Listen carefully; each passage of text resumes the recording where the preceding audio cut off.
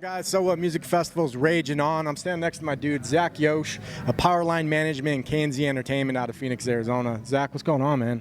Oh, just Run to Cover just finished. Whitney just finished. I'm glad we're done for the day. I'm tired. Dude, just saw Whitney Peyton. If you haven't seen this girl, alternative hip-hop artist out of Philly, she just absolutely slayed the crowd behind us here. I mean, we talk about riding a turtle across the fan base. It's a thing. We got some video of it, so stay tuned for that. Zach, tell us about your girl, man. And we've had the opportunity to interview Whitney a couple times, kind of share her backstory. Continues to rise. Just such a rad up-and-coming artist. What did you see in her that you're like, she's the one, we're going for it? Oh, she's just a natural entertainer. Last year she played 250 shows. We did 3 tours with Cottonmouth Kings. She went with Social Repose, a YouTuber.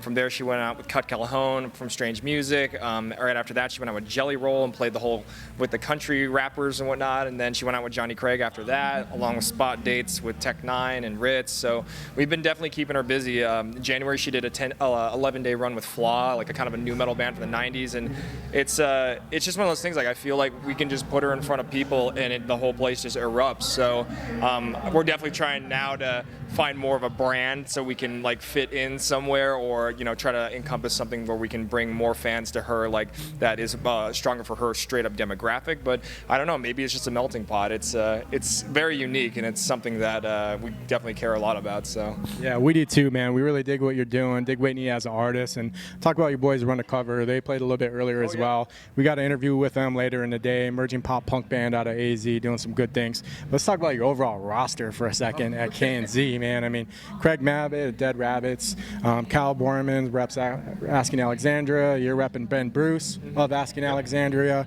Your squad's stacked right now. Yeah, we were really excited back in February. And about 2 years ago at NAMM 2015, our company manages from First to Last as well. And Sonny Moore hit up Matt in NAMM in 2015 and was FaceTiming with him like, hey, what would you think about making some music again? And of course, we all got excited. We were like, oh my God, he wants to make some music. So about 2 years later, it finally materialized. A lot of plane flights, and Skrillex came into town, came into Matt's studio after a show and did some tracks. And next thing you know, Travis Barker's drumming on the song, and it's been a wild ride. And then we had 10 days to put together a performance for Emo Night.